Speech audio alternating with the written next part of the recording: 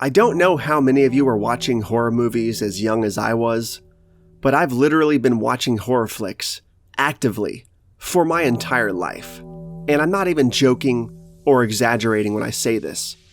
Although I only have flashes of memory from being 2 and 3 years old, some of those flashes are occupied with terrifying seconds of time while watching stuff like the Texas Chainsaw Massacre, Trilogy of Terror, Return of the Living Dead, and so on. Speaking of which, how old were you when you had your very first theatrical experience with one of the big 3 movie franchises? And by big 3, I'm talking about Friday the 13th, Halloween, and Nightmare on Elm Street. For a while there, I thought it was Jason Goes to Hell, but then I started recalling scenes of Freddy's Dead from the point of view of being in a theater, such as seeing Freddy rolling out the spikes.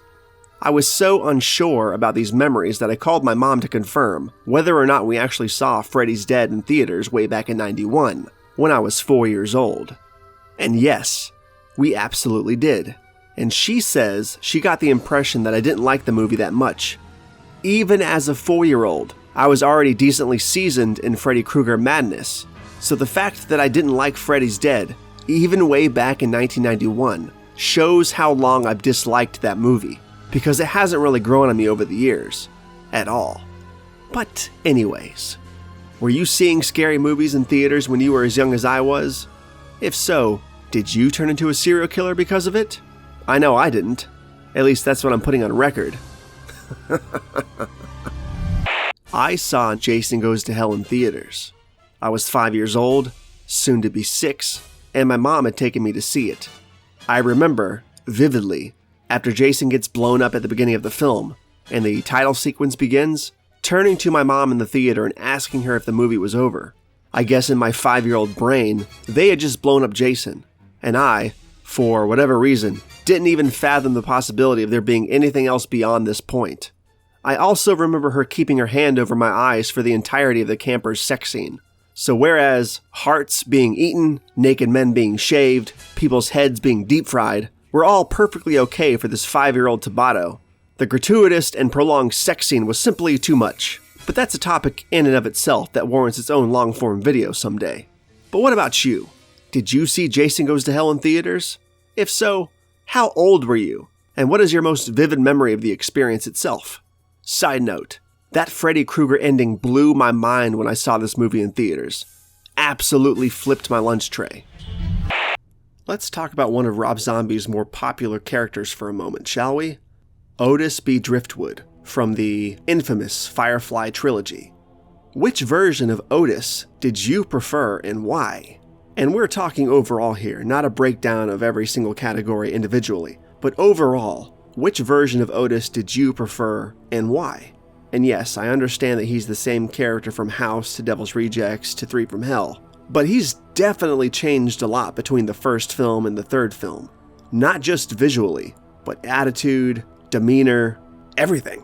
In House of a Thousand Corpses, he was sort of a artsy, manic hillbilly, obsessed with art, kidnapping women, and just being an all-around strange, weird, avant-garde, acid trip of a character. Whereas in Devil's Rejects, the second film of the trilogy, he's more grounded in reality. He's not as comical, he's not as weird, he's not as hillbilly-ish. He's more of a straightforward Charlie Manson type character who's not really... I mean, he has some comedic stuff and he has some comedic lines, but he's definitely not as lighthearted as he was in the first film. Not to say he was lighthearted in the first film, but you know what I mean. In part 2, Otis really got serious. And when it comes to the third film, the most recent film of the trilogy, and what we assume is the last film, capping off the trilogy and ending the Firefly saga once and for all, Otis is older, he seems a little bit more chilled out, a little bit more peaceful. He's still doing crazy stuff and murdering people in vicious, terrible ways, but he doesn't really seem like the Otis from the first film, and he definitely seems like a heavily toned down version of Otis from the second film. With that said, I think Otis from Devil's Rejects is still my favorite, but what about you? I know a lot of people prefer his characterization in House, and I know a lot of people love his characterization in 3 from Hell. Let me know in the comments below. I'm extremely pleased to see that Return to Oz is getting so much love and recognition from horror fans and the film community as a whole. I remember renting this movie on VHS as a kid, having my grandma record it onto a blank VHS when I went to her house over the weekend, so I could own the film and watch it over and over and over, and then trying to talk to the kids about it at school thereafter. Most of them had no idea what the hell I was talking about, but the few that did were apparently as baffled and intrigued and horrified as I was. These days, it's exciting that there's finally a palpable public awareness of the film's existence, although I'm sure Disney wishes we would all forget. Man, the 80s era of Disney was so weird. I still say that the original 1939 Wizard of Oz is a more unintentionally frightening film than Return to Oz. I mean, don't get me wrong, I love The Wizard of Oz. Probably my favorite film of all time when it all boils down to the core of my being, but there's no denying that there's something seriously unnerving, disturbing, and truly bizarre within The Wizard of Oz. Name a horror film that you absolutely love, but feel should have a bigger fan base than it does. The first film that comes to mind, for me, is the 1993 horror comedy, So I Married an Axe Murderer. I absolutely love this film. The comedic timing is superb, the elements of horror and mystery are really on point and treated with care, the original score is jazzy and mysterious and perfect, the acting chops of the cast, the entire cast for that matter, is spot on, and on, and on, and on. I really need to make a long-form deep dive of this film, because I can literally write a book on this thing. However, this is another film that, surprisingly, never seems to be brought up anywhere, even in conversations about horror comedies, which just seems strange to me. To this day, I am shocked by how obscure this film still is. So very few people even realize this movie exists. That sort of blows my mind. I'm glad to see that a cult following has been forming over the last decade or so, but beyond that, it's like this movie flew completely over everybody's radar. You are missing out if you haven't seen it, so treat yourself. Charlie. I'm naked, aren't I? How many Treehouse of Horror fans do we have here? The last 20 or so have been pretty terrible, and that's putting it lightly. But the first 6 or 7 specials are still annual staples of my Halloween season.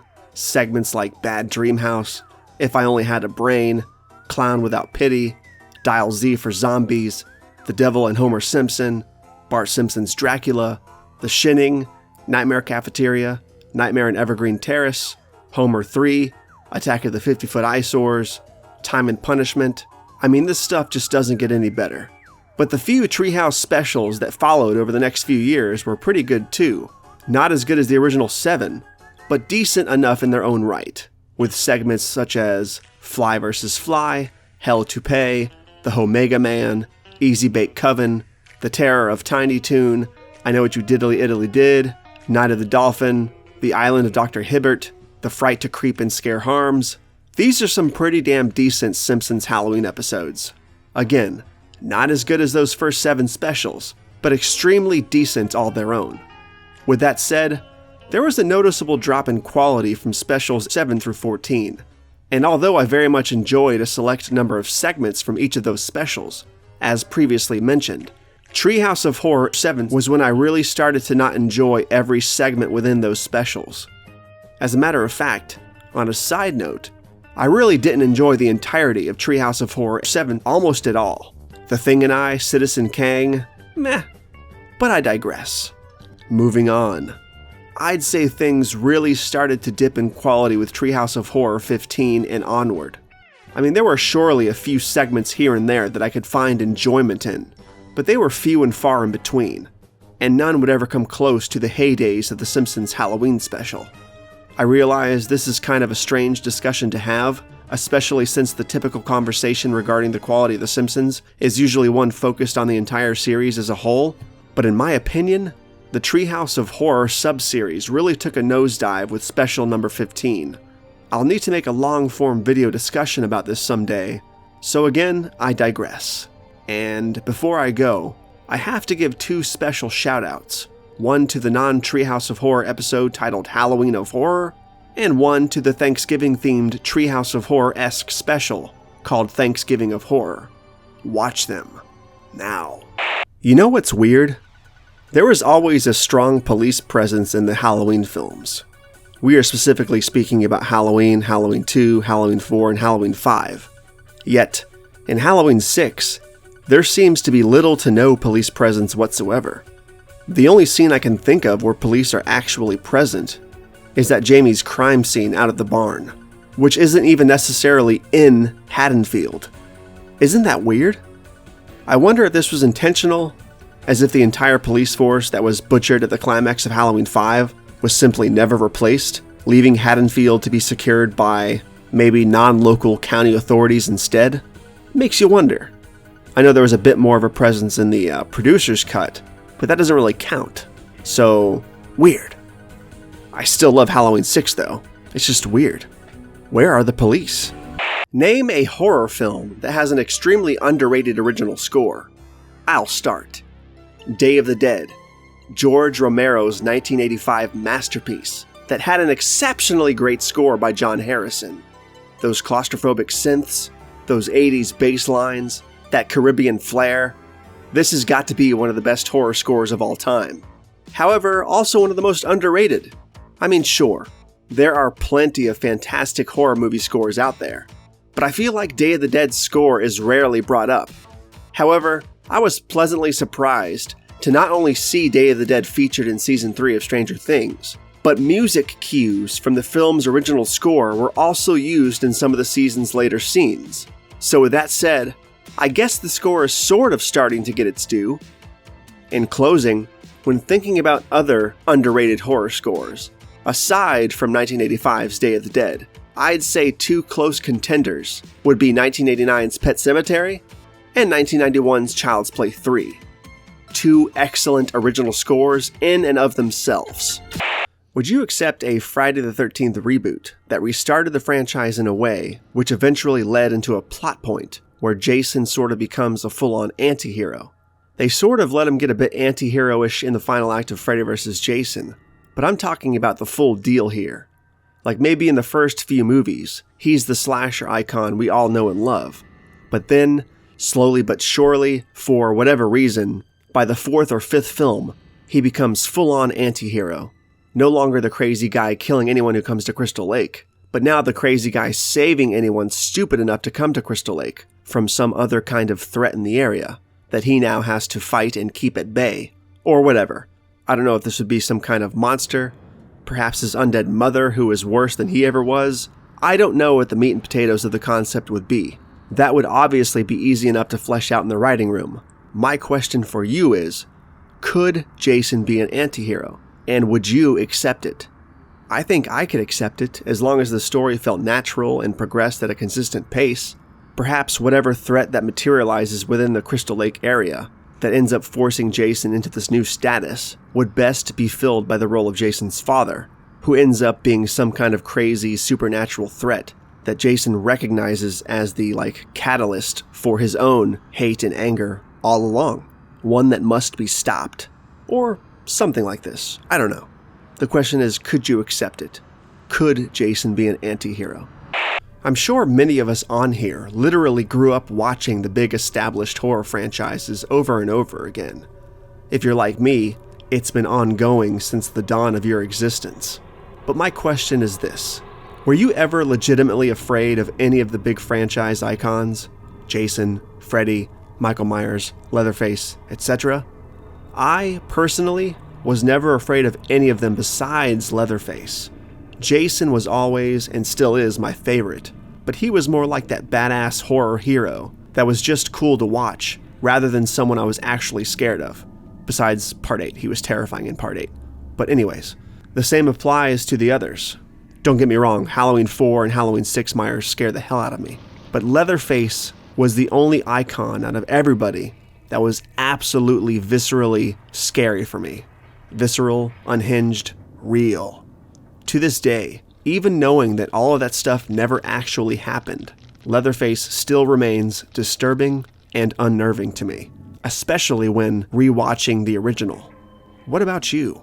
Were you ever legitimately afraid of any of the big franchise icons? We need to talk about Day of the Dead's Captain Rhodes for a second.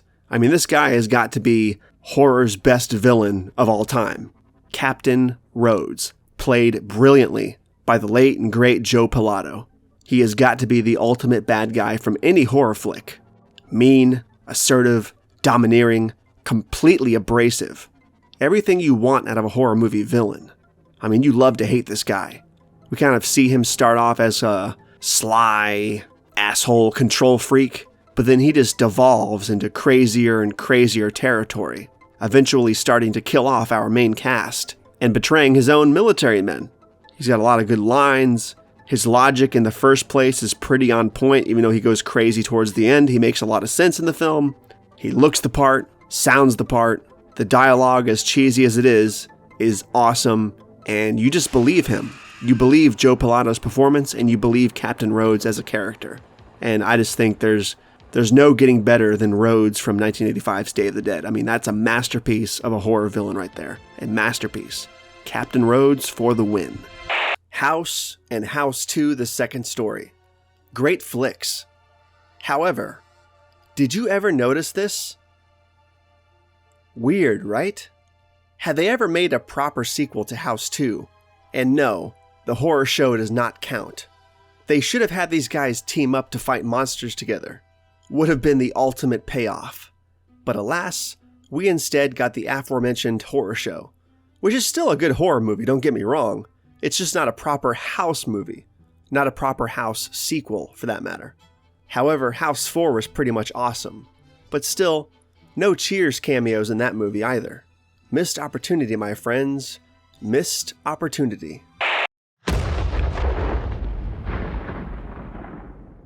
Here's a thought about Scream 5 and beyond. The Scream franchise cannot really fully divorce itself from the original cast. As good as the new cast was, making the legacy characters background fodder was an intrusive decision for the franchise as a whole. A lot of people want Sidney to walk off into the sunset, and I agree. I mean, I really don't want the character to die. But the fact of the matter is that Sidney is the franchise. If we were suddenly to have this new cast being killed off by new killers, without any real skin in the game regarding the legacy characters, then we basically just have the Scream TV show or something akin to that. Copycat killers targeting unrelated victims. Then, the big question arises. Why Ghostface? Why Woodsboro? Why do we care? The legacy characters are the DNA of the franchise. The franchise ends with them. This is why the familial arc in the original Halloween timeline was so important. It gave a tangible lineage to Michael Myers' newer victims, and kept his motivation palpable, even without Laurie Strode. The daughter of Billy Loomis does not carry the same type of weight. So, Michael Myers was still wearing face bandages beneath his mask in Halloween 4, right? I was sitting around one day thinking about this, and I was like, wait, we never really see a scene of him unbandaging his face. We never see any loose bandages on the floor of the drugstore, or anything, really. Nothing alluding to him removing the bandages or anything. So after asking this question in one of the Facebook horror groups I belong to, someone brought up the fact that you can sort of see the bandages still on his face when he puts the shape mask on during the drugstore scene, right before the mirror breaks. So I went back and paused it, and holy shit. Yep, he totally does still have the bandages on beneath the H4 mask. Isn't that weird? Kind of makes him even freakier than he already is in Halloween 4. I mean, goddamn, I swear H4 gets better and better and better with each passing year. There was something scarier about the Xenomorphs in the first two Alien films versus the subsequent films, prequels, and crossover movies in the Alien franchise. And it's not the practical effects versus CGI debate either. I believe they've actually been practical in every single film, with obviously more and more supplemental CGI as the franchise has progressed, especially in Alien Covenant. Jesus. But anyways, I'm off track. What I'm trying to say is this. They're not less scary now because there's been so much more CGI in the series. I mean, maybe that's a small part of it. There's just something about the way the Xenomorphs look from Alien 3 onwards that look more streamlined and less insect-like, which fucking sucks in my opinion because they were so damn freaky looking in the first two films. we need to get back to this and stop doing this. God damn it, what the fuck happened to all these franchises? I don't think we give I Know What You Did Last Summer enough credit. Aside from the 90s cheese, which I love, let's be honest, and the self-important Dawson's Creek vibes of the characters, the film is a solid slasher. Good story, likable characters to an extent, decent writing, great cinematography, fantastic original score, a really spooky and mysterious vibe and tone throughout, an equally good contemporary soundtrack, all wrapped up into one big intriguing mystery. I mean, what more could we really want? This film was awesome, and I remember it being a big deal when it came out. I don't want to say it was as big as Scream was, but it definitely felt as big as Scream was, coming out just a year later. Everybody was talking about this movie. And in its defense, it was legitimately spooky. It had some frightening moments in it. It was a damn good slasher film, and it still is. I'm really not a fan of its sequel. I could do without that sequel entirely, actually. But the first film, I Know What You Did Last Summer, is good. I think it holds up pretty well. It has a really dated quality to it now, obviously. It's 97, so 97 movies from 97 for some reason feel super dated. I'm not sure what it was about 97 as a year, but the movies from 97 feel really dated, and this movie feels kind of dated too. But I feel like it works in this movie's favor, like it helps make this movie feel spookier. It's a great slasher film. Great mood, great atmosphere. Give this movie another chance if you haven't in a while. I'm not a fan of the sequel, haven't seen the third film, am never going to see the TV show. I'll keep it just the original. Maybe I'll read the book, but I've heard the book has nothing to do with the movie either, so there's that. Correct me in the comments if I'm wrong. Hypothetical question.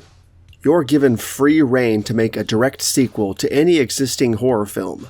The caveat is this: it has to be a film from a major horror franchise. Halloween, Friday the 13th, Nightmare on Elm Street, etc. And it has to disregard all of the subsequent sequels which came after the selected film. For example, I'd hands down make a direct sequel to Jason Lives, and by doing so, would effectively erase parts 7, 8, 9, 10, and so on from canon.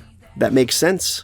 It's sort of like what Halloween H2O did with the Halloween franchise, when it was created as a direct sequel to Halloween 2, erasing 4 through 6 from existence. So, with that said, what's your choice? Which movie are you making a direct sequel to? And what sequels is it erasing? Something about the look of the zombies in Burial Ground is very disturbing. Half goofy and half absolutely creepy.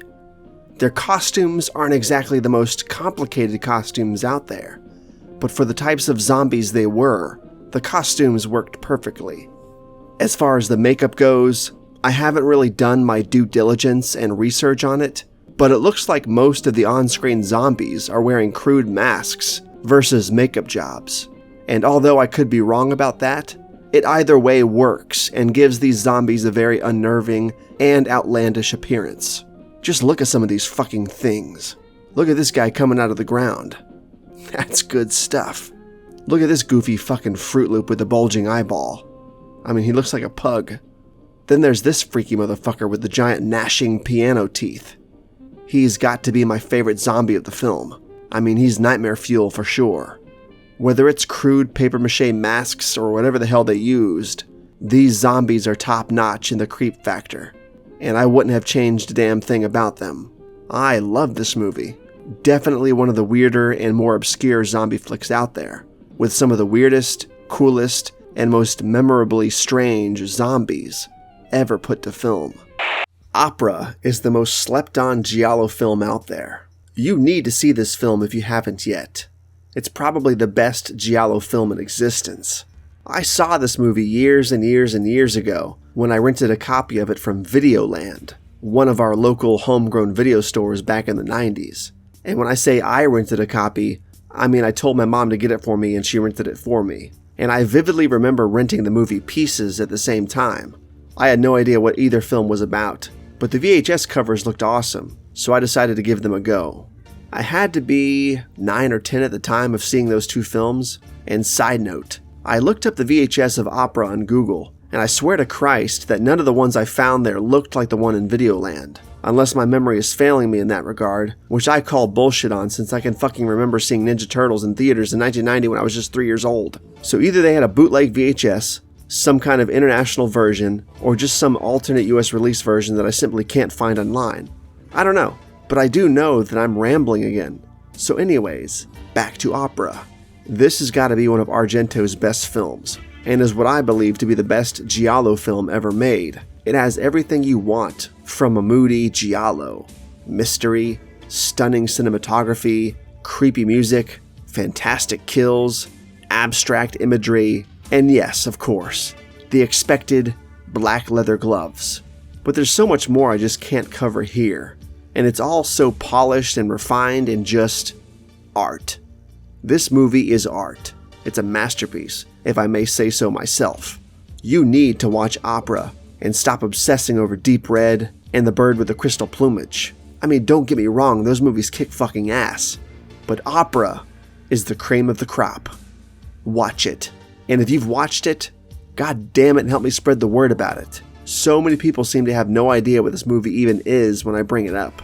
It needs to be more known. Talk about it.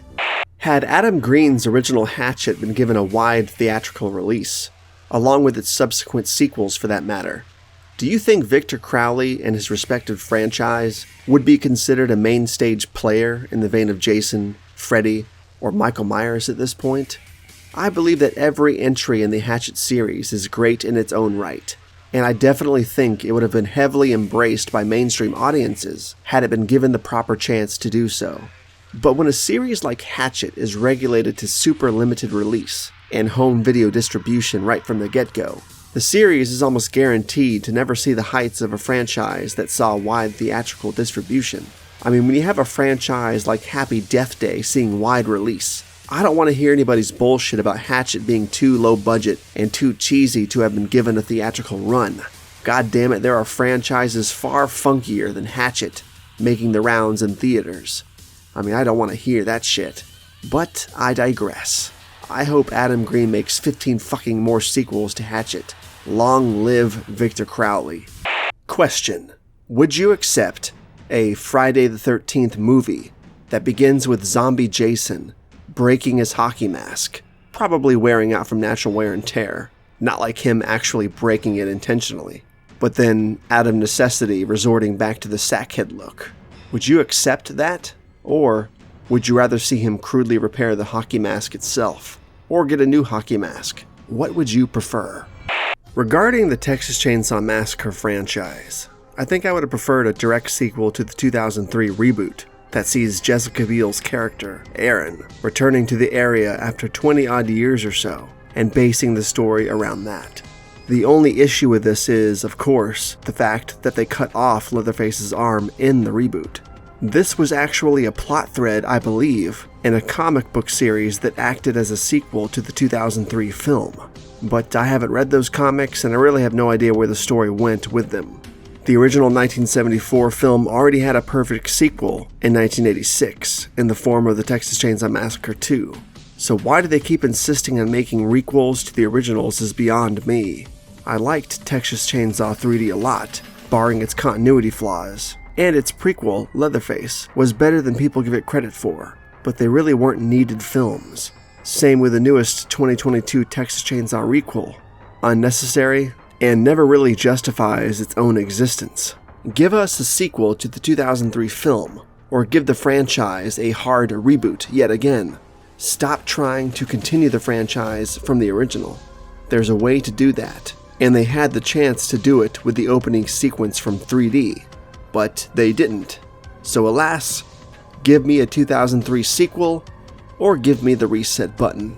For all those that defend Halloween 2018's excision of the franchise's long-standing sibling arc, I've come to realize that your number one go-to reasoning behind this stance is that Carpenter never intended them to be brother and sister.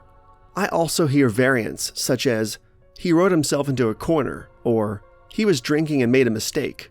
Do you know how much any of those excuses matter? 0%. Zero. Do you know why? Because it was written. The intention does not matter. What does matter is what ended up on screen and what ended up as canon for 37 years of storylines that followed Halloween 2. Find a better stance. The sibling arc is what made Michael Myers different from any other ordinary slasher. I know a lot of you say, oh, I prefer him as a mindless killing machine with no motive. So basically, you prefer Michael Myers as a generic slasher with no motive, right? That's pretty much what you're saying. And yeah, I just think it's a bullshit excuse.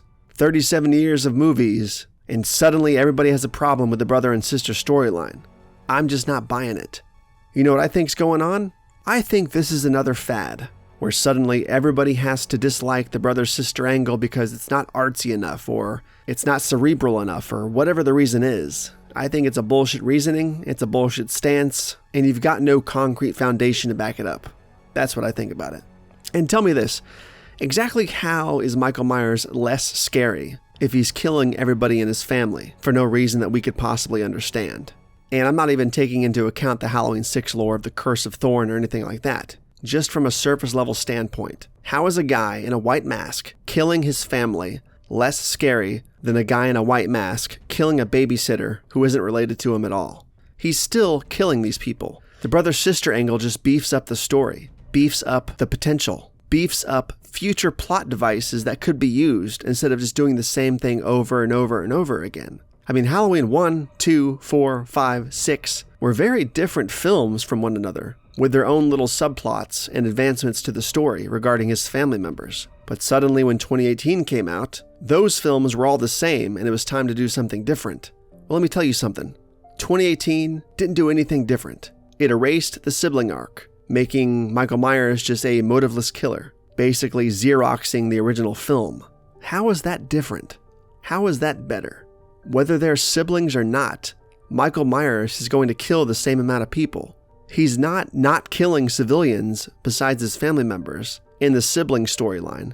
He's still killing all kinds of civilians. So yeah, I hope that made sense because I kind of rambled a bit, but I had a point to make and I think I made it. So what do you think?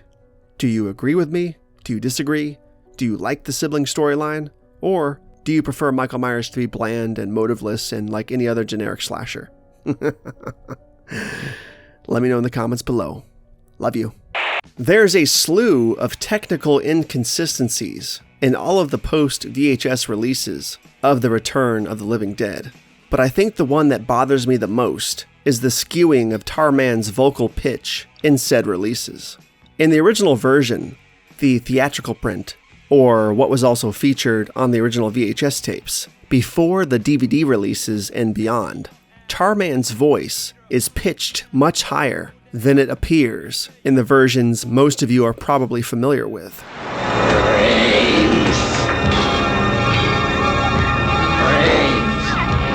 It's for some reason deepened in the newer versions, at least the versions ever since the original DVD releases.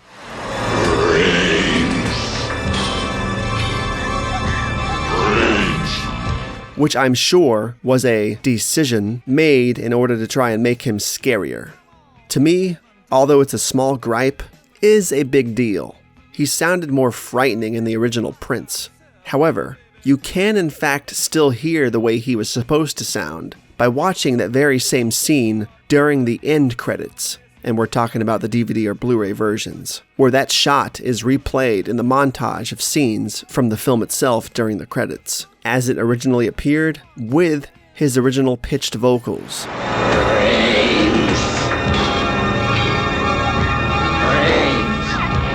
Isn't that scarier? Let's talk about My Bloody Valentine for a second, or specifically, the Miner's Mask, as seen in both My Bloody Valentine, the original, and the remake. Let me first say that this costume is extremely underrated as a slasher costume. I mean, the mask he uses in both the original and the remake are very similar. They're actually not the same type of masks, but they're very similar nonetheless. They both have sort of an insect mosquito look, which really adds to the freakiness of both the original and remake costume. But I'm going to have to go on record and say that the Miner's Mask is so much freakier in the original My Bloody Valentine than it is in the 2009 remake. I'm not really sure why, but the original mask just looks more insect-like than the remake. And fun fact, the original mask from the original film is actually a modified MSA Chemox rebreather mask, not a gas mask per se, whereas the remake boasts a modified Russian GP7V gas mask, an actual gas mask. So, yeah, there's today's bit of useless horror trivia for you. But yeah, original mask, eons freakier than the remake, but both scary nonetheless. I was lucky enough to see The Crow in theaters when it was released back in 1994. I was only 7 years old at the time, but the film left a long-lasting impression on me that has solidified the film as one of my all-time favorites. It was simply unlike anything I had ever seen before, and trust me when I say that even at 7 years old, I had already seen a lot. It was one of those films where everything simply hit the mark. Although I probably couldn't say it like this when I was 7 years old, my love for this film probably boils down to this. The cinematography was beautiful, the lighting was abstract and macabre, the sound design and soundtrack, both the score and the contemporary soundtracks, were brilliant, the costumes were amazing, the characters were wonderfully portrayed, wonderfully written, good little tidbits of comedy, some great drama, some pretty scary characters. It was just awesome. It was brilliant. The list of pros for this film just seems to go on and on and on, and with good reason. And of course, we can't forget the brilliant performance by the late and great Brandon Lee. It really was a shame that his life and career were cut so short due to an on-set mistake. But The Crow ended up being an extravagant swan song for the late actor, and his legacy continues to this day. What did you think of The Crow? Did you love it? Did you hate it? Did you see it in theaters? How old were you at the time? Let me know in the comments below. So here's my quick pitch for Gremlins 3, a live-action Gremlins 3. And if you or any of the studios rip me off on this idea, I will fucking sue, and I will sue hard. Take everybody's fucking money. Even though I own none of the properties and so on and so forth. I will still sue, and I will win all kinds of money, and then I will buy the fucking studio, and then buy the fucking rights, and then buy the fucking actors, and fucking make Gremlins 3, and make this version of it anyway. So you're not going to win in the end, just don't rip me off, and let me make my movie. But I digress. Let's move on. My pitch, my quick pitch for Gremlins 3. Here it goes. So, Gizmo gets wet and multiplies. Then, the Mogwais eat after midnight and naturally emerge from their cocoons as gremlins, just like we've seen in the first two films. But then, the main twist of Gremlins 3 happens when the gremlins themselves, after emerging from their cocoons, again eat after midnight and transform again into an even bigger and more vicious version of the gremlins they already are. Something we've never seen before. A third phase of the gremlin life cycle. Mogwai to gremlin to stage 3 gremlin. And to top it all off, we'll throw a curveball twist in there too, where Gizmo has to make the choice to eat after midnight himself and transform himself, therefore finally being strong enough to defeat this last batch of abominations as the gremlin he himself never wanted to change into, but has to in order to save the day and protect his family. How cool is this? Do you like it? Do you not like it? I would call it Gremlins 3, The Last Batch. Yeah, I will fucking sue you all, I swear to God. So, I want to talk about Michael Myers' face for a second. This is a friendly reminder that Michael Myers was on fire for an extended period of time in Halloween 2, which means beneath that mask and beneath those bandages in Halloween 4, he probably looks something like this. And no, we're not including that unmasking scene in H5. As much as I like H5, his face really should have been badly burned, and he should have had absolutely no hair on his head. So yeah, to me, this makes Halloween 6 Michael Myers even more frightening than he already is, knowing that this is most likely what's lurking beneath that latex. He already seems like a soulless insect in Halloween 6 beneath that mask. So imagine what he looks like, all burned and gnarled and grisly beneath that stuff. Nightmare fuel. Absolutely nightmare fuel. And all the more reason to love Halloween 4 and Halloween 6. Make sure you throw some love in there for Halloween 5 too, but they didn't take advantage of that unmasking scene. It should have been gnarly. But I digress, as always. Although many people consider Scream to be the first truly self-aware meta-slasher film, I would argue that title rightfully belongs to Jason Lives. Fun fact, Kevin Williamson, who wrote Scream, took a lot of inspiration from Jason Lives while he was writing Scream. So yeah, you might think it was Scream, you may think it was New Nightmare, but Jason Lives really defined the self-aware meta-horror film, and in particular, the self-aware meta-slasher film. Some folks got a strange idea of entertainment. Picture it. It's a rainy day, and you're stuck inside the house. You decide to binge 3 Big 3 films back to back. And by Big 3, I'm of course talking about the Nightmare on Elm Street, Halloween, and Friday the 13th film franchises.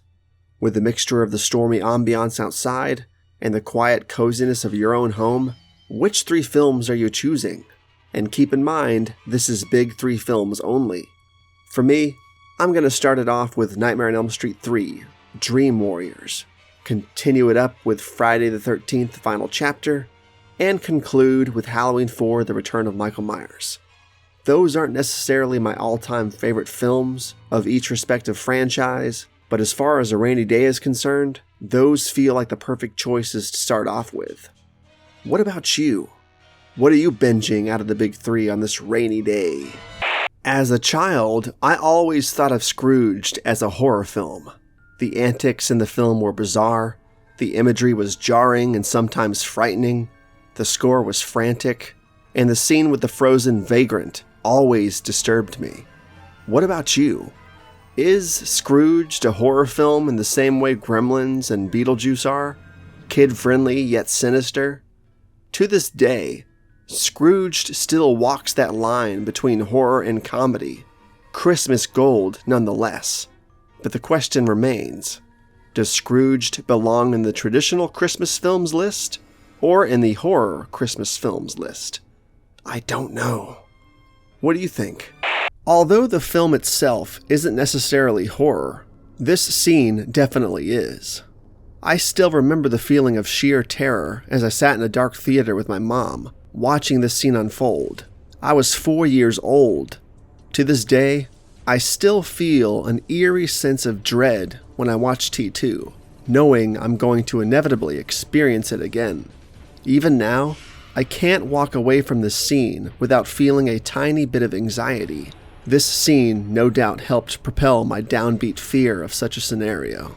I mean, for the better part of the 90s, well into 5th and 6th grade, I had a decent amount of anxiety about nuclear war and stuff like that. It didn't help that I also saw the film Nostradamus, but I blame T2 as really starting that initial dread, because this scene was terrifying. I was 3 or 4 years old the first time I saw the original Texas Chainsaw Massacre, perhaps even younger. But as I've said time and time again, this movie is burned into the primordial ooze of my soul. I remember this shot in particular scaring the hell out of me.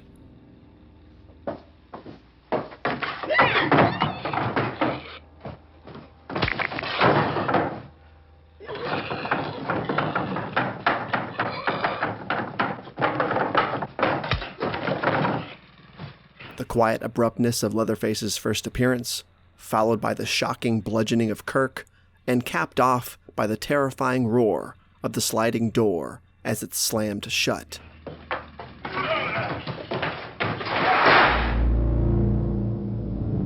That was and is pure, bone-chilling horror. Even today, when I watch the film, there's still this tense feeling of dread as this scene nears closer and closer, and my stomach still drops out a bit as Kirk walks through that door and Leatherface pops out. Nightmare fuel.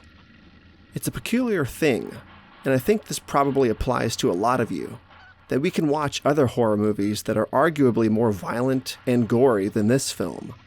Yet with this film, and with scenes and shots such as the one at hand, they remain so much grislier, so much more frightening, and so much more memorably macabre than these other movies. What is it about the original Texas Chainsaw Massacre that makes it so scary? Even though we know every inner working about how the film was made, the people involved, and so on. What is it? It can't just be because of the visual style. It can't just be the 70s or the grit of the film stock. It can't just be the acting or the setting.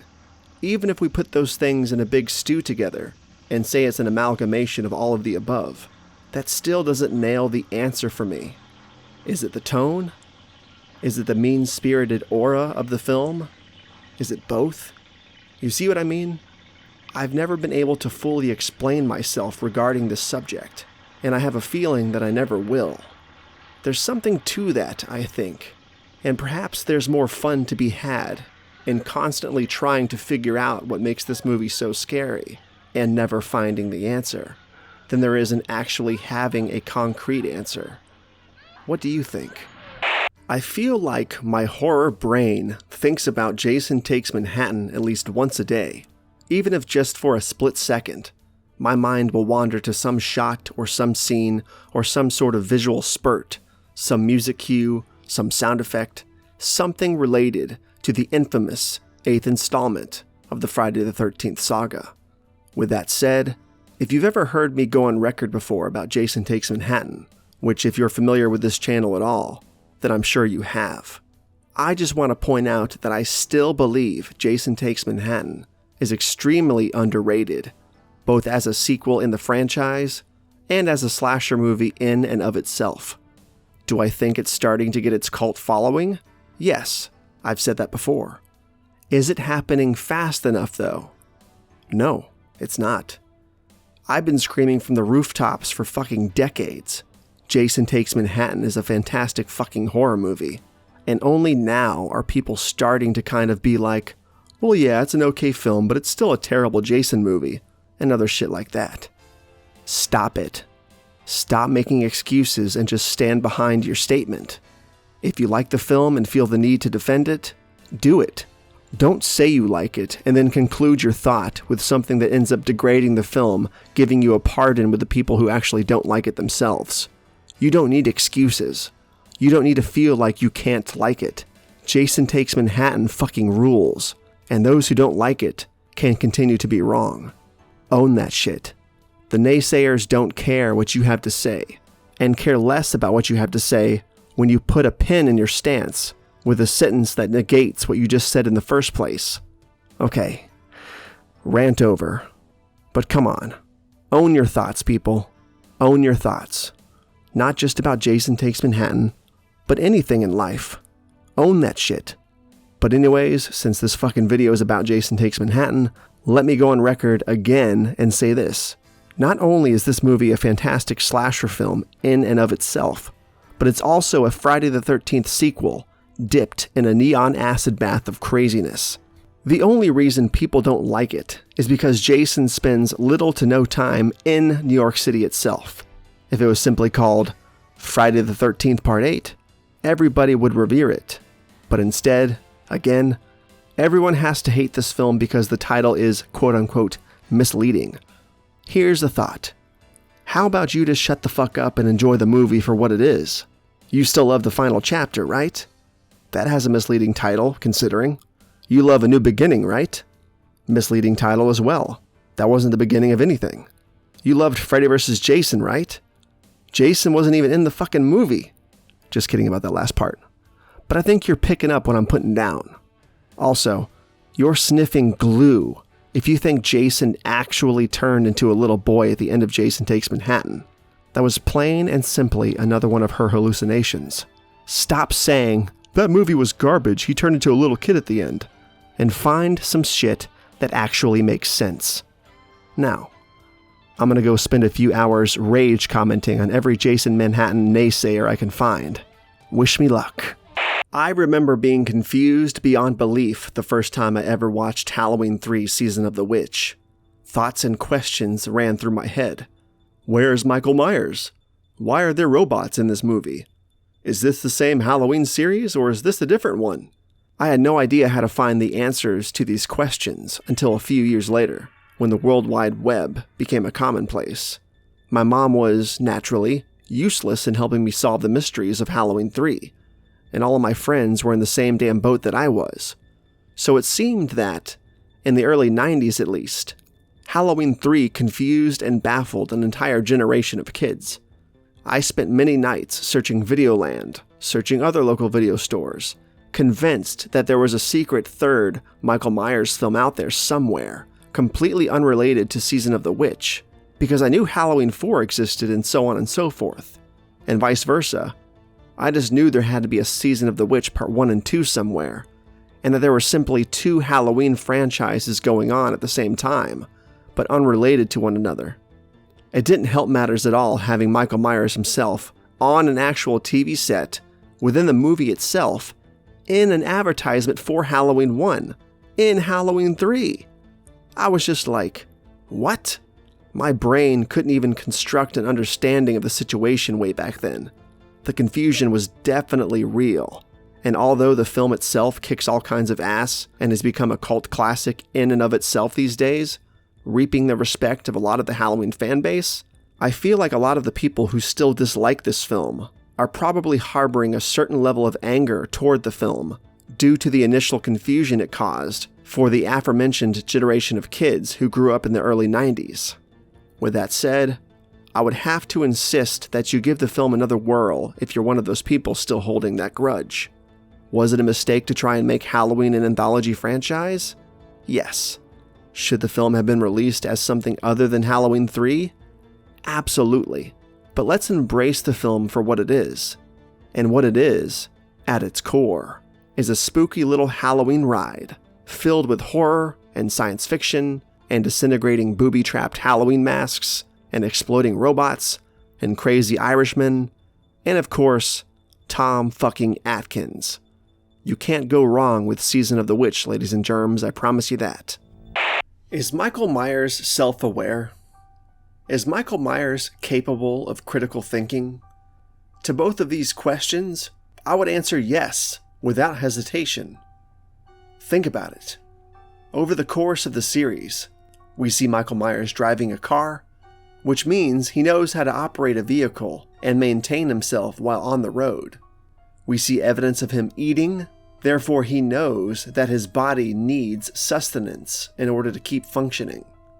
We see him hiding from the authority figures, such as Loomis and or police officers, so he's aware that being caught would be detrimental to his plans. I could go on and on and on with different points of interest on this, as far as examples go, but I think it's already become clear to anyone in doubt that the Shape, as crazy and manic as people believe him to be, is obviously in control of himself enough, self-aware enough, and capable enough of critical thinking to a point that showcases him avoiding certain dangers, eating to sustain himself, operating a motor vehicle in order to get around, and so on and so forth. No one can even argue that these weren't original attributes of the character, because everything I just listed can be seen happening in the original 1978 film. So don't tell me that these characteristics were added later on in sequels down the road. No, Myers has never just been this out-of-control crazy guy. He knows what he's doing. He knows he needs to eat to survive, not to get captured in order to not throw a wrench in his plans, and knows driving a car would make it easier to get from spot to spot. He knows this stuff. He's aware of this stuff. He's not completely out of his mind. This leads me to think that his boogeyman antics are more of an act he enjoys relishing in than traits of an actual insane person. The guy plays with his victims and sets their bodies up on display after dispatching them. Myers knows exactly what he's doing, and it wouldn't surprise me if he was actually smiling behind that mask during and after he kills somebody. To a grosser extent, but one that's true to life with actual serial killers, he may even get off on it, if you know what I mean. I don't want to picture Myers in that way, but here we all are. The guy has some serious issues, that's for sure, and I have no doubt that he's emboldened and granted otherworldly strength and endurance from some kind of otherworldly force. But do I think he's this guy who just suddenly lost his mind and is this cuckoo's nest basket case? No, absolutely not. With that said, I guess one could deduce that he probably knows he needs sleep, probably knows when to take a piss or take a shit, knows he needs to occasionally shower or bathe in order to keep proper hygiene and avoid illness. I mean, that's not too much of a stretch to assume he's aware of this stuff and implements it in his daily routines, am I right? I know we don't see this stuff on screen, not really, and thank God for that. But this boogeyman stuff does lose just a bit of steam when you realize this guy still has to eat, sleep, piss, shit, and use proper precautions just like the rest of us. Do I think he probably loses more humanity as the films progress? Yes, of course. Do I think he's more like an insect by the time we get to Halloween 6 than the man we met in the original film? Yes, I've said that many times. I think by Halloween 6, he's truly the incarnation of this supposed boogeyman Loomis had been calling him for so many years. But do I think he's still aware of what he needs to do to survive as a human? Yes, I do. Do I think he still needs to eat, sleep, use the restroom, and so on? Yes, I do. Evil? Yes. Crazy? Maybe a little. Insane? No. Capable of critical thinking? Absolutely. Self-aware? Absolutely. Big shout out to Christian Hannah Horror of Planet CHH for sending me the idea for this video. Such a cool concept, but one that I feel like hasn't ever really been addressed anywhere.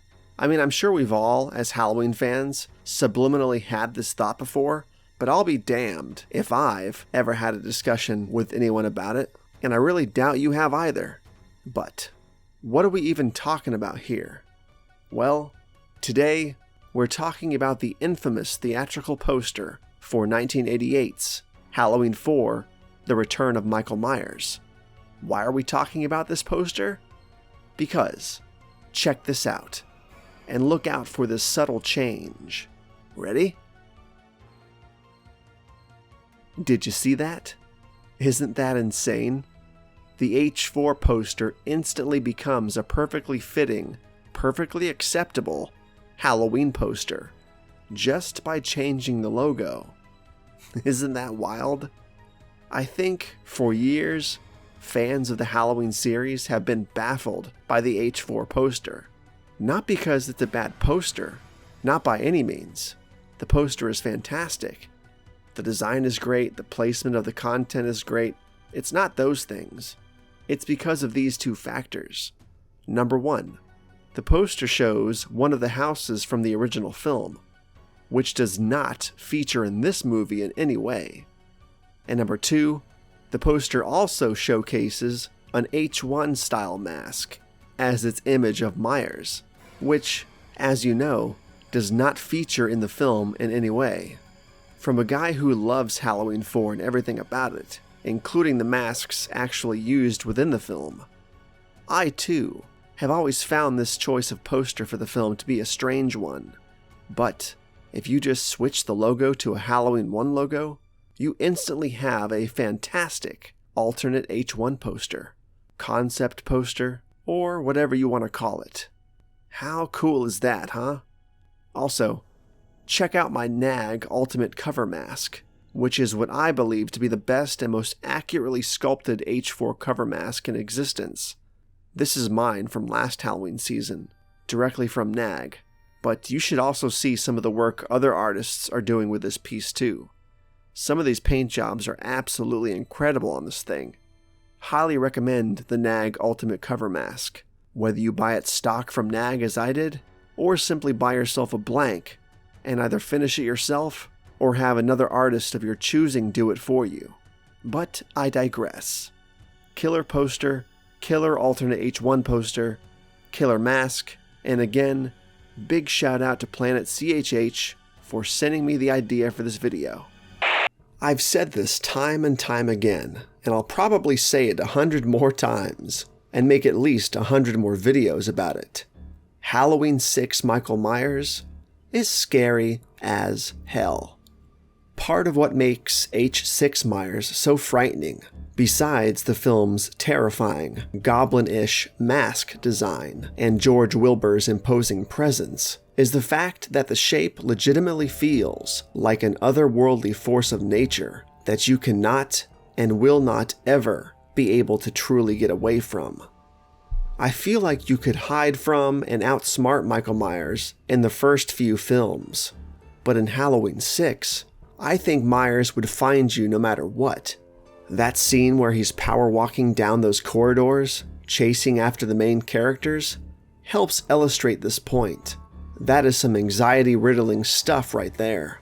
It reminds me of those nightmares that I think everybody has at one point or another, where you're trying to go somewhere, whether it be walking or running, whether it's to get away from something or simply to go somewhere else, but you just can't seem to get any traction. I feel like that's how it would be trying to get away from Halloween 6 Myers. It would just be so incredibly and abruptly frightening that your body would just hit this extreme level of fight or flight, where your legs just wouldn't move you anywhere, and you would either have to do something to fight this thing, or you would just die, violently, painfully, and horribly. He doesn't even seem like a fucking human being anymore by the time H6 rolls around. It's more like he's, and I've said this before, this human-sized insect that is simply hiding behind a mask in human clothing.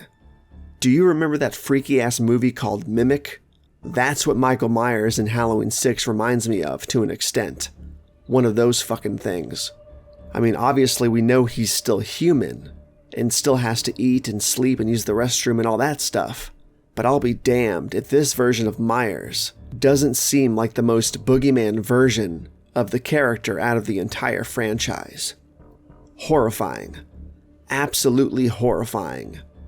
If 1978 Myers busted into my house and we had to go toe-to-toe with each other, I'm confident I could probably whip some fucking ass and probably be okay enough to at least get away from him.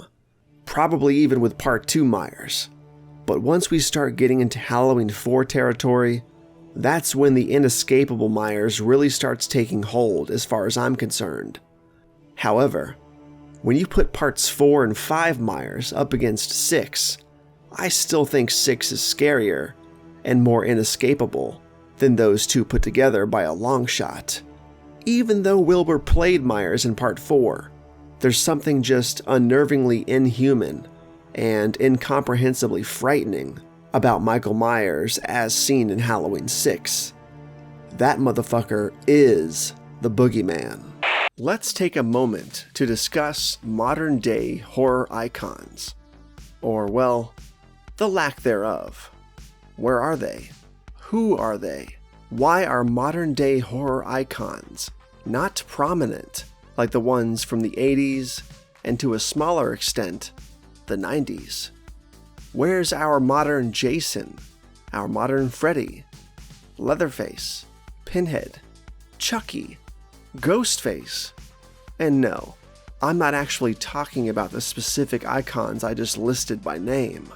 I'm talking about contemporary horror icons of modern times. We don't have any.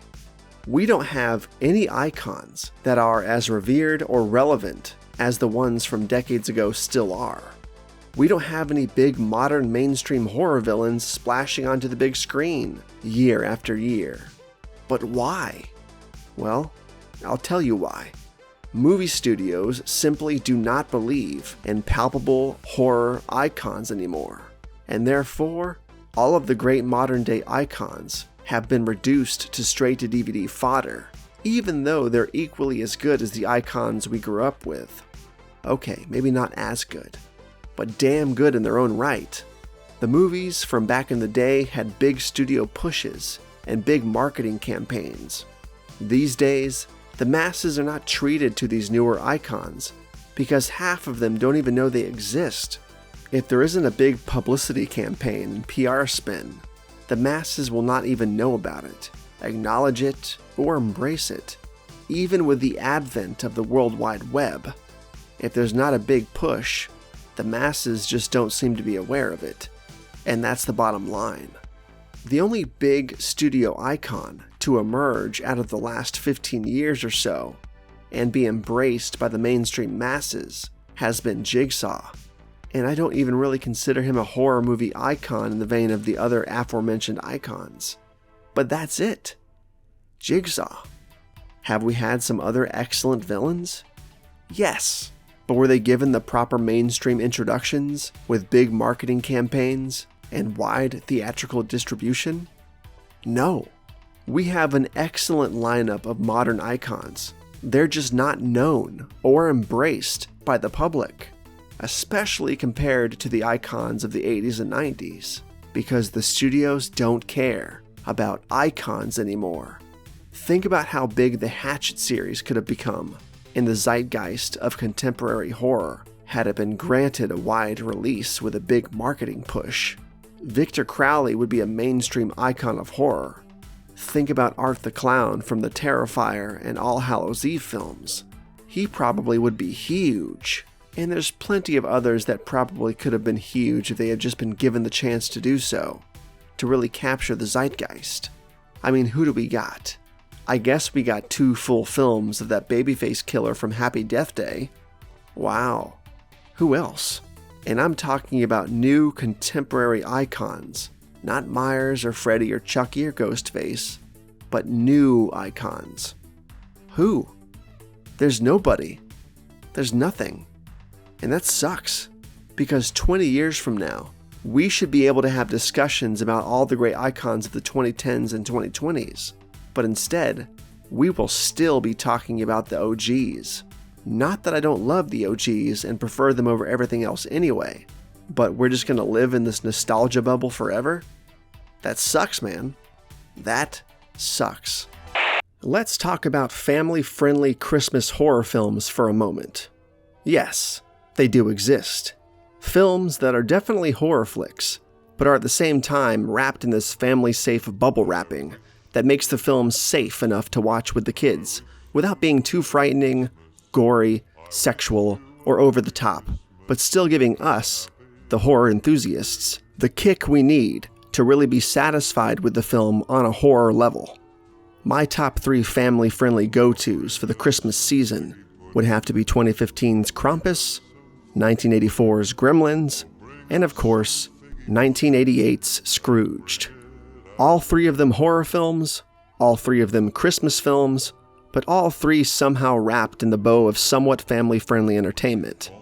I mean, some little kids may still find these films scary, but around 5 or 6 years old, I could see the whole family getting a kick out of these things. I mean, I've been watching Gremlins for my entire existence and never really found that film frightening. But I remember a lot of kids my age did. So I guess it would really depend on the kid, I suppose. Scrooged I could see being scary to some kids as well. But damn, what a great film that is, huh? Another one that's just in my DNA.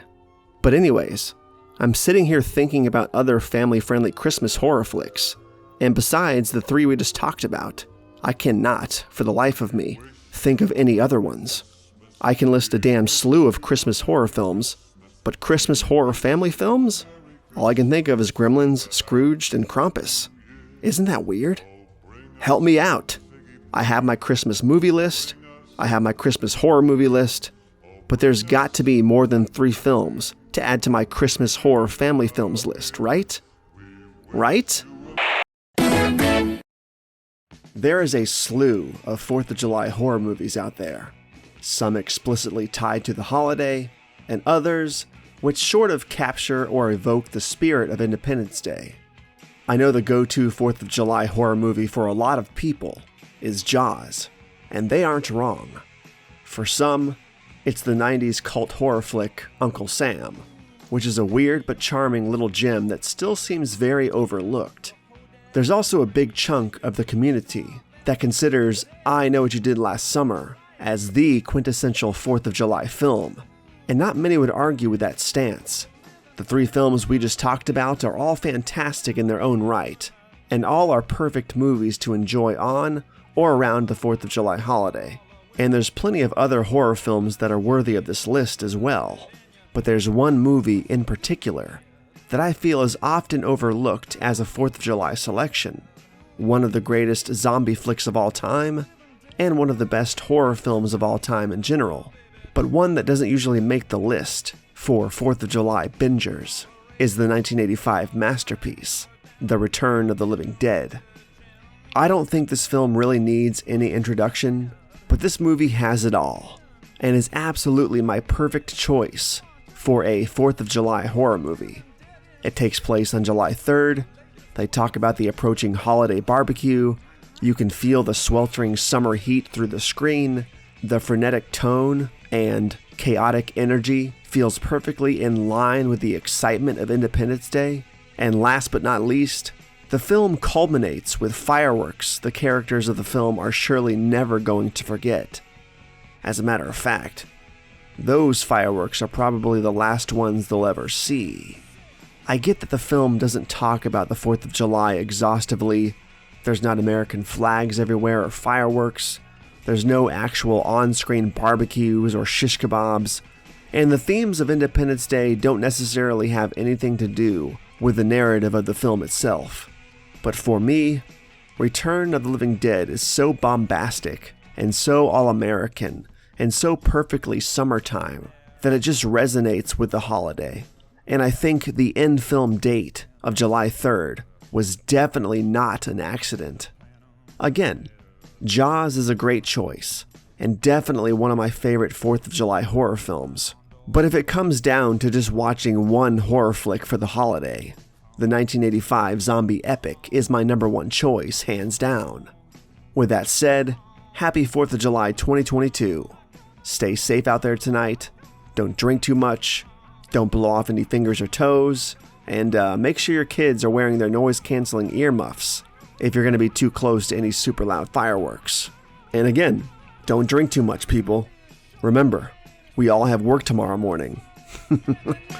Heavy Metal wasn't necessarily a horror film, but the B-17 segment within the film certainly was. I first saw this film around 3 or 4 years old. I know, right? And when the Lochnar floated by that plane and those corpses transformed into zombies, the fact that it was animated didn't make it any less frightening for me. And the sounds they made, that stuff still gives me chills. Unfortunately, the sounds were deepened on the DVD release.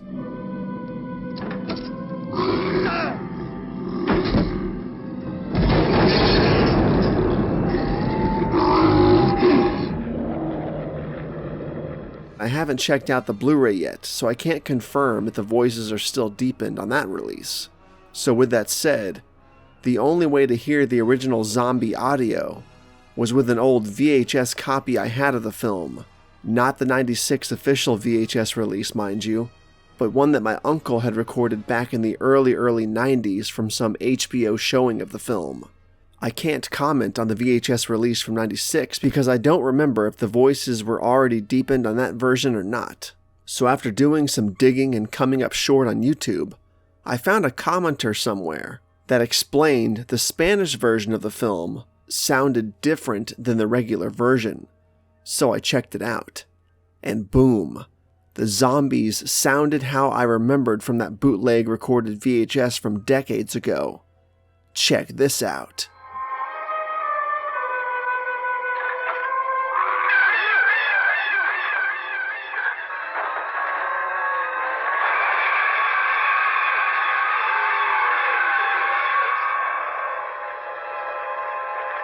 Tell me that isn't 100 times scarier than the one you're used to. But anyways, it's not just the audio-related stuff that made this sequence so scary.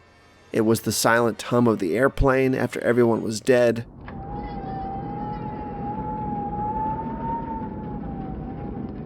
The jerky animation of them actually turning into zombies.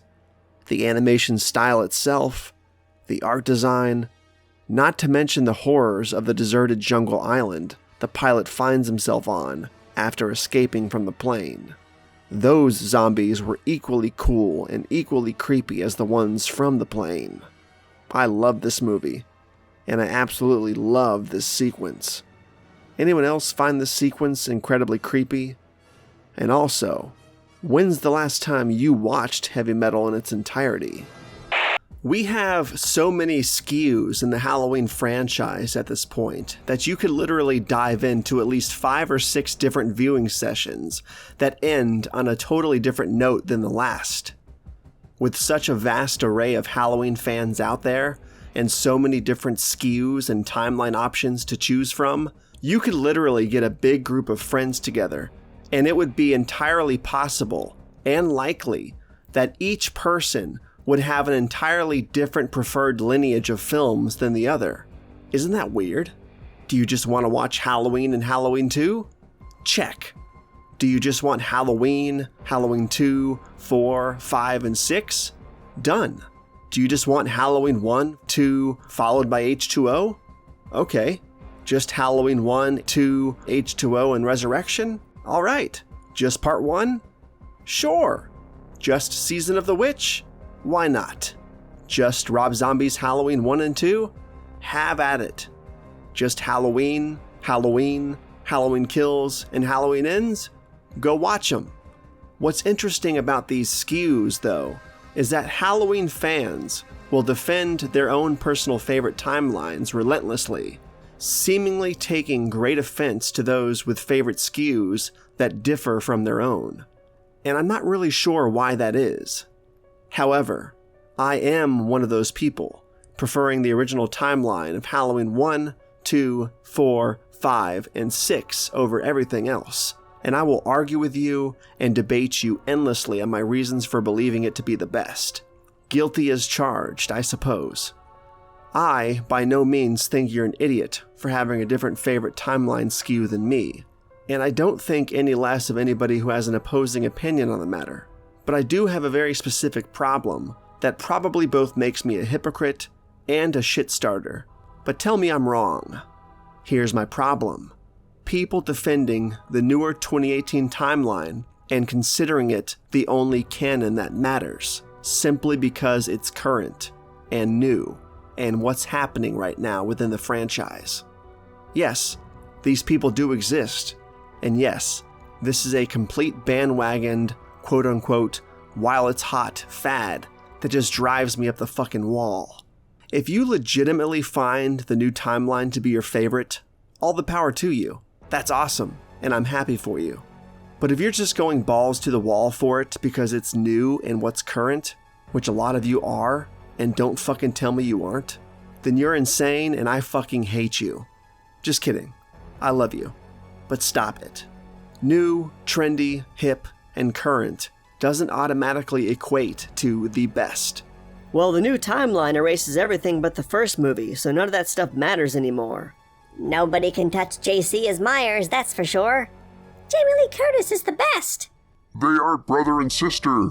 This is what John Carpenter always wanted for the franchise. It's the best. Dude, shut the fuck up.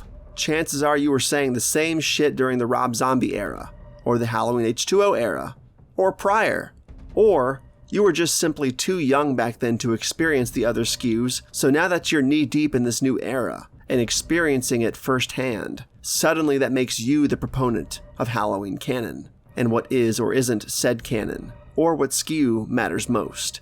Stop it. This modern, current timeline skew is no more valid than any of the others. It just happens to be the skew currently underway. What's going to happen in another 10 years when they make a direct sequel to Halloween 2018, disregarding kills and ends? Hypothetically, you're probably going to defend your beloved old skew from 10 years prior, in the same way people defended theirs when you attempted to tell them nothing mattered besides the aforementioned skew that was, at the time, current and hip and trendy when you were claiming it to be the best. You'll be doing the very thing you told everyone else to stop doing in the first place. There's always going to be new timeline skews in this series, and there's always going to be the end of the old and the beginning of the new. There's never going to be just one skew that is more right than the others. Enjoy the Halloween franchise. All of the films are great in their own right, and watching all of the different skews is a blast, let's be honest. None of us are more right or wrong than the other. We have different viewpoints, and that is fantastic. With that said, The Halloween 1, 2, 4, 5, 6 timeline is the best, and that's an inarguable fact. Fuck you. Fight me. Stop liking what's current just because it's current. Again, fuck you. Fight me. Told you I was going to talk shit. But seriously, I love you. But you're wrong. Fuck you. Fight me. For the life of me, I still cannot figure out why anyone would or could consider Halloween 2018 as the superior direct sequel to the original when Halloween 2, 1981, exists. I'm just like, what? Everyone likes what they like. I get it, and that's fine and dandy. But it is strange to me nonetheless that the masses seem to prefer the newer 2018 sequel over the original 1981 sequel. The 1981 sequel is absolutely dripping with Halloween atmosphere, and the main setting of the darkened hospital just heightens the already spooky ambiance. The 2018 film has little to no ambiance at all, and is dripping with literally no atmosphere, and that's a big no-no in a Halloween film. We haven't seen atmosphere so poorly done since H2O or Resurrection. The cast of Halloween 2 is fantastic, and you pretty much like every single character in the film. And even the one character that you may hate, you probably actually love to hate him, more than you actually just hate him. And I personally think his character should have outlasted everybody else, but that's just me. The cast of 2018, however, is a mixed bag of characters you either hate or are no more than lukewarm on, except for Laurie Strode, of course. But in this instance, Halloween 2 1981 comes out on top yet again. The story itself is also far more interesting in Halloween 2 than it is in 2018.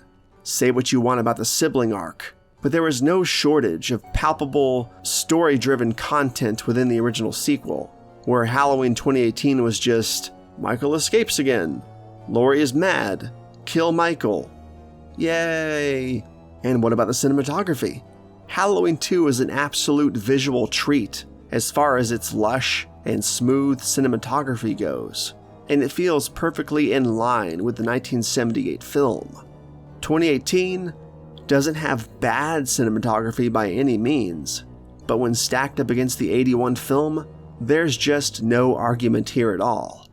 Now, one of the bigger arguments that I could entertain a little bit is that Michael Myers is superior in the 2018 film, and I guess I could see where people are coming from with that stance, because Myers in 2018 is definitely a little bit more fluid in his movements than in 1981, but also to me, Myers in Halloween 2018 seems very much like he's channeling Dick Warlock's performance as the Shape in Halloween 2, albeit with more of a fluid movement. Because Dick Warlock and George Wilbur are two of my favorite Myers. Actually, they're my top two favorite Myers in the series, Warlock and Wilbur.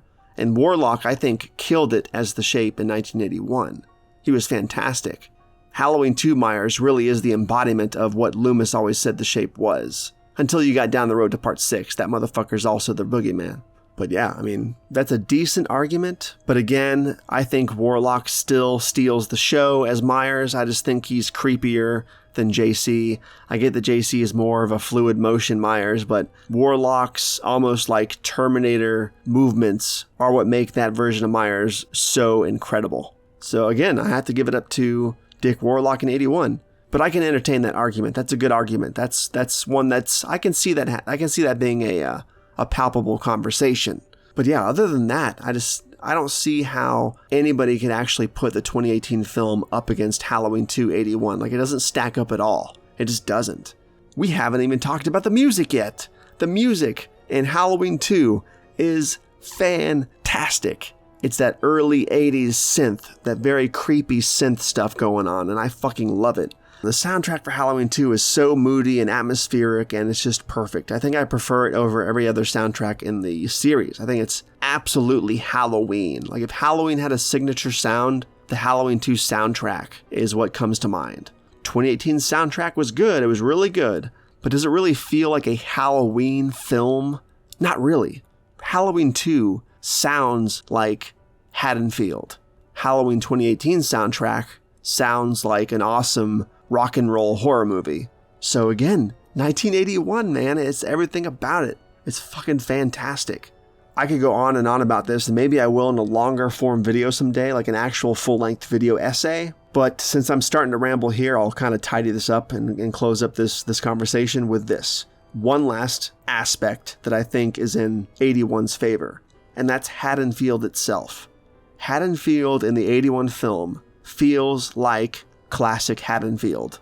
And I get that's because it is classic Haddonfield. It's only the second movie, so it should feel like classic Haddonfield. But that movie feels like an actual rich, real-life, suburban, Midwestern town, alive and well with people trick-or-treating and all that stuff. Haddonfield on display in 2018 really just feels like a set, like a dressed neighborhood cul-de-sac. It just feels more artificial. Haddonfield in Part 2, 81, you just get the scope. You get the layout. You get the people. Haddonfield is a character in Halloween 2. It's very much a character. It's just a place in 2018. It's not a character. It's just a place. And it just has no real iconic look in 2018. It's just 81, again, takes the cake, man. Like, there's no argument there. Halloween 2 rules. Halloween 2018 does not. And I will take Halloween 2 over 2018 by a long shot any day of the week, any time of the year. And yeah. So with that said, remember, there are those that consider Halloween 2 a better sequel than Halloween 2018, and those who are wrong. Am I right? Or am I right? I've sort of touched on this before, but hear me out. It may seem strange, but up until the at-random neighborhood rampage seen in Halloween 2018, Michael Myers always had a target. Michael Myers has always had intention, and Michael Myers has never just been a random murderer. Contrary to what the masses embracing the newest timeline seem to think. I keep hearing stuff like, well, in the original, he was just randomly killing people. He never had a motive. Laurie Strode was never his sibling. And on and on and on. Well, I'm here to tell you that you are wrong. Michael Myers, even if you take away every other film in the series beyond the original, was never just an at-random killing machine. He killed his sister for God knows what reason, but it's not like he just went and did it. He crept around and got the knife and crept up the stairs. It took some time. It was hardly random. If anything, it was definitely planned. Then he was locked up for 15 years thereafter, broke out on Halloween night, stole a car, killed a mechanic in order to obtain non-hospital gown clothing, which obviously served a purpose, and that is very much, again, not random. He stole a mask, he stole weapons, he stole rope, and then he went home. Whether it was fate, or the hidden plot details of the sibling arc not yet rearing its head, or simply by chance, Myers set his eyes on Laurie Strode after she dropped off the key. From that point on, he watched her, followed her, stalked her friends, stalked Tommy Doyle. He spent the whole damn afternoon watching these people, following them, making a plan, getting ready for nightfall. I don't know if you don't know what the word random actually means, but this ain't it. There is nothing random about this. The neighborhood rampage in 2018, that's random. He's just going into this house and that house and killing whoever. In 1978, he watches, follows, plans, waits. He's not just slicing and dicing with reckless abandon. If you toss the sibling stuff out the window, you could possibly say that it was a chance encounter, that Laurie and Myers became embroiled in the situation. But there is by no means anything random about any of this. She went to his house with a purpose. He was there. He fixated on her. He followed her. He stalked her friends. He planned it out. He executed his plan. Not to mention he stole the tombstone and made an elaborate set piece with his victims, and on and on and on. Random killer? I think not. We don't really know what Myers would have done once Halloween night fell in 1978, because all we do know is what happened on screen in the film. The rampage seen on screen in Halloween 2018 is only what people assume would have happened in 1978. but it's not what happened. And why people assume this is beyond me. Here's my theory on what would have happened if Laurie hadn't dropped off the key that day. Michael Myers would have tracked down Laurie Strode and her friends and done the same shit anyway, because she's his sister. But that's just me. God forbid we use logic when we watch these things. I'm sure this may start an argument, but I have to speak my mind.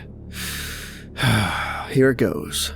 Elevated horror is a newly labeled, and nonsensically labeled for that matter, subgenre that has actually existed for decades, albeit under a different name.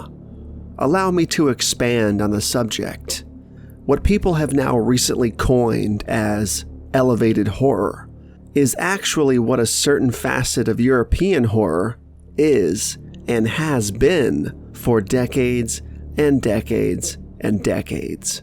This is not a brand new genre by any means. It's just suddenly been adopted by the masses as this new, hip, and trendy subgenre that is all the rage right now, as if it hasn't been in front of us for the better part of the last 50 years. The current version of the subgenre, now known as elevated horror here in the US especially, is actually just a relabeled existing subgenre known as art house horror, which originates from Europe. The films that are now produced within the subgenre are in and of themselves completely inspired by and influenced by that specific type of European horror. In order to try and clear the waters a bit on the matter, let me give you a few examples of recent art house horror, aka elevated horror as it's more recently been named.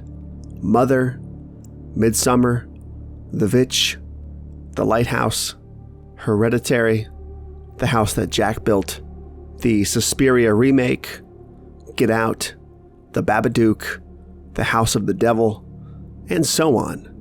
Now, I just want to make it known that not all of the movies I just ran through are exclusively American. Some hail from Australia, and some from Europe as well. But that's the current state of art house horror, or again, what we've come to know as elevated horror as of late. If you're looking for a few examples of all-American art house horror from an older point in time, look to such gems as The Shining, Rosemary's Baby, The Exorcist, Eraserhead, plus many more. Do you sort of see the common thread between all of these films, both old and new? Moving on to the motherland of art house horror, though, are the true European art house horror films of old, with gargantuanly infamous titles such as the original Suspiria, The Iron Rose, Fascination, Satan's Blood, The Beyond, The Gates of Hell, not to mention an absolute ocean of other monstrous titles that are the flesh, blood, and backbone of art house horror, which I believe modern elevated horror simply cannot hold a candle to on its best day. But yeah, I think you now see the aforementioned common thread across all of these movies now, whether they be from decades prior or this year. Art house horror is a masterful subgenre of horror, and I think it's a shame that this elitist term of elevated horror is trying to hijack what once was, and still is, by attempting to lump these newer films into this supposed revolutionary classification of horror film that not only already exists, but continues to produce these films. The masses don't suddenly get to create an entirely new subgenre just because they finally stumbled across an existing one that they have no experience with. Elevated horror is not new or revolutionary, and to say that these newer projects are somehow separate from that original subgenre is a big slap in the face to a lot of people and a ton of fantastic films. I don't even like entertaining the idea that elevated horror is just a new subgenre within the art house genre. I've heard that argument too. Not because I despise categories or genre labels, but because art house horror already existed within horror as its own subgenre of horror. To say that the art house subgenre also has its own subgenre, known as elevated horror, is just stupid. They're not different entities. They're literally the same thing wrapped in different packaging, in a different label, whatever you want to call it. I mean, you may feel superior when you use the phrase while reviewing Midsommar or The Lighthouse or what have you, but I promise you, this is not a new genre or something we suddenly stumbled upon. Art house horror is probably older than most of your own favorite horror films, and slapping the word elevated on these movies doesn't automatically make them hip, trendy, or better than what came before.